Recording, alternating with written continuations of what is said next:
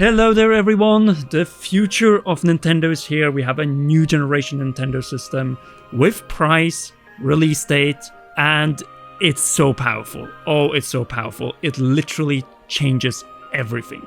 Don't you agree, Joey? Yeah, like they didn't give us any specifics on like what's inside the machine other than the storage. But the fact that they talked about 4K, 60 frames per second, HDR, even some games supporting 120 frames per second with that 120 hertz screen, 1080p, 120 hertz, I did not think that was going to happen at all. I thought it would be 1080, 60 hertz, but no, they're really just amping up like how powerful this system is, and I can't wait to play Metroid Prime 4 Beyond on it at 4K, 60 FPS. It's going to be so good.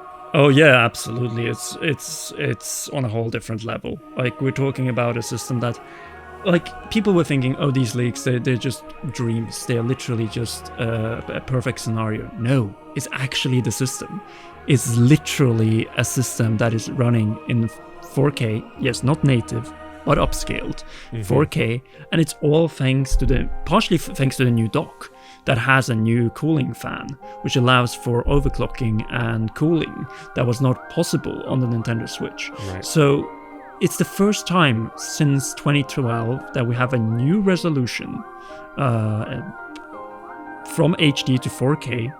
And what's more, it seems to be running so smooth. Like, if you look at the Switch 2 edition of Breath of the Wild and Tears of the Kingdom, they're running in 4K. Yes, and 60 frames per second. That's what excited me more. Like, I'm definitely looking forward to jumping back into Breath of the Wild, and Switch Online members will be able to access those for free. Like, obviously not for free, you still have the membership to pay for, but that's a nice little perk. I'm still unsure about how the upgrades for the editions will cost on their own. Yeah, it really excites me, the possibilities of more Nintendo Switch 2 edition games, and and Kirby being there too. I really wanted Kirby in the Forgotten Land to be 60 frames per second on Switch 1, so I'm definitely going to jump into that on Switch 2 as well. It's funny they started with Super Mario Party Jamboree though, as like the big example, but it is what it is. Yeah, I'm really surprised they didn't start with Zelda, since that is the biggest accomplishment in 4K, no doubt about that. Also the new features, and well, it's mostly Google Maps, like a Wii U experience of the map that we didn't get, so they put it on the phone instead. Yes. But I think we should divide this up into two sections. Number one is obviously the undocked experience, because that's also an upgrade. We're going up to 8 inches LCD display. 1080p, we're jumping up from 720p, which was the same resolution that we saw, and Nintendo made a big point of it, but like 120 frames per second, so 120 hertz display. The leak was true. Like, that final leak that we talked about was completely true. Like, pretty much everything about this system leaked in advance. Yep. But I'm just so happy that like these craziest things are actually in this system. And it might explain why the price is going to be in the US before tax for 49 USD. And like, they gave a very good example of HDR, what a difference it makes here with Mario Kart World. You can just see the vibrancy, you can see, like, having HDR means that LCD doesn't matter compared to OLED. And that is a game changer when you think about it. Like, you diminish the whole advantage of the Switch OLED, color vibrancy and so on, because the HDR gives you that. Like, you don't need that OLED anymore. I am shocked the screen is HDR. I am really shocked that screen is HDR. I did not think it was going to be. There's so much about the screen I didn't think was going to happen, but just this screen is going to be so much better than what we see on like the Steam Deck OLED even. Probably. I'm not sure. The OLED screen is really nice in that way, but like you said, the HDR makes up for it, but it's still going to be a higher resolution than the Steam Deck one. I'm sure there are some higher end handheld PCs with higher resolution screens that will probably outdo the Switch 2, but even still, the Switch 2 coming in at $449 US, $499 if you buy the Mario Kart bundle, which is cheaper because Mario Kart World is going to be $80 US, which I'm sure we'll talk about later. It still outmatches the handheld PCs with its its price. I know we were expecting it to be $399, but it turned out to be $50 more, like I jokingly predicted, and it wasn't a joke. It is a beast. It's literally a beast of a handheld system. Like the handheld aspect in itself, and then you have the 4K when docked. And also, it seems like it's an overall just improvement. If you look at a new charger, it's just a small little box with a USB-C to USB-C connection, which means that it will be super easy to travel with this thing. And in adjustable stand mode, you will be able to charge it from the top port. And that new port actually has a function. Yeah, it's not like DS and all that crazy stuff that people were thinking, but we have a new camera, which means that, and it seems to be actually quite interesting one as well, because it does that whole green screen cropping for you. Which means that you are in the game, like you can share the game. Yes, it chugs horribly, as we saw from the example, but voice chat, like the C button, I feel like it was the most realistic. It was the most logical thing. I only wonder if Nintendo is ready for how some of these lobbies are going to be, because you know full well that people curse, and Here's the thing: if you swear, a Nintendo Ninja will come to your house and like just decapitate you there and then. So your dirty mouth will not freaking curse this world any longer. It is cool on paper, the camera stuff, the faux Discord kind of deal going on screen, but I feel like it's overcomplicating something that doesn't need to be complicated.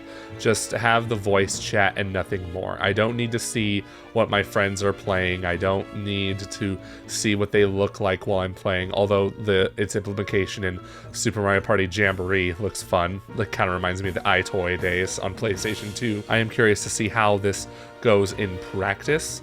I don't know if they said there was an option to make it so you don't have to see other people's screens, or you don't have to see their icons on screen, because like they take up a lot of screen space, which I need to save for my game, you know? Could you imagine if you could use that for PCs? Oh yeah, you gotta think there's you'd be able to use it with PC at the very least. It's got a USB-C connection. Cheapest web camera on the market, but also a pretty good one. But 256 gigabytes of storage, that's what we know already. It seems like loading times were not emphasized during this, but based on what we've heard, it is, well, we have the express cards, right? Yeah, they have the express cards, and they did show a brief side-by-side of Yoshi's Crafted World loading in faster on Switch 2 than on Switch 1. Like, literally everything changes. Like, you feel like this entire upgrade just feels like, okay, it's the same, but it's just better in every freaking single way possible. And if we look at the HDR output, it's both for 720p, 1080p, 1440p, and 2160p, so 4K. Love to see it. I'm baffled. I didn't think we would see the day, and having the fan just confirming that yes, 4K is possible with this thing, because we have the proper cooling now, which is very important. We know how big cooling units are for Xbox and PlayStation, so it makes sense. And especially if you're gonna be playing this with a game like, the Switch 2 editions of Breath of the Wild and Tears of the Kingdom, which they uploaded a very long video of as well, you can see that trailer is in 4K. That means that these games are running in 4K, just like they were at Gamescom 2023. It's beautiful. And also one more thing, multiple save files. This app integration and everything, like one thing I have to say, the box art of the Switch 2, it doesn't look all that great. It certainly does not. Like that giant red and the logo on top. Yeah, I don't know what to think about that one, to be fair. And it's not just for the Switch 2 editions of Breath of the Wild, Tears of the Kingdom, which by the way are available at launch, June 5th. Yeah, I have a little bit of mixed opinions. And another thing I have mixed opinions on is $80 games. Yeah, I'm not mixed about that at all. I think it sucks. At the very least, though, this only seems to be for Mario Kart World, because the one for Donkey Kong Bonanza is $70, which, is more expensive than the $60 we've come to expect from Nintendo games. But, we're in an age now where most first-party games on consoles like PS5 and Series X, those are $70 releases. It makes sense for Nintendo to be charging that much for their own first-party games now, except for Mario Kart World. Like that additional $10 for that 70 to 80, that feels gross and scummy to me. That's basically them like shoehorning you into buying the bundle, the $500 Switch 2 bundle that includes Mario Kart World, because you're basically just getting that game for $50 extra. So yeah, I think that's scummy, but Nintendo knows they can get away with it because Mario Kart 8 has been the best-selling game on not just the Switch but also the Wii U. So they know they got just the fact that it's been around for over 10 years now, and people are dying for a new Mario Kart game. They know they can get away with that price, which just stinks, and I might actually not get it at launch. Yeah. So let's agree one thing about the system. Hardware is a dream come true. Software-wise, there are things that could have been better, both when it comes to the lineup. Of course, don't take us wrong, Mario Kart, amazing, but $80. And the other games, well, no new 3D Mario. Zelda is limited when it comes to new releases to Hyrule Warriors.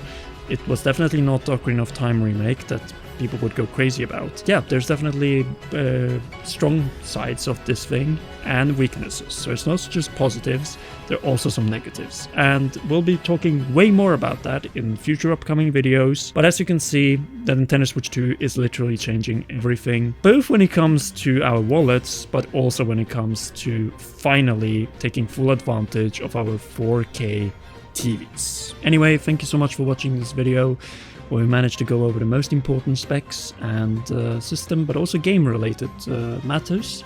But we'll talk about far more software and also pricing with the upcoming release date on June 5th. That is a Thursday, by the way. So if you don't want to miss anything Nintendo Switch 2, anything, well, Mario Kart World is getting an entire direct in very short time, then be sure to leave a like, subscribe, and press the notification bell with all notifications on. And as always, a big thanks to you for watching until the very end, and to all our patreon.com/commonrealm patrons. Special shoutouts go to Raw Producer, JC Funk, and heroes Cheryl, Garrett Hoy, Holly Wolf, and Kintaro.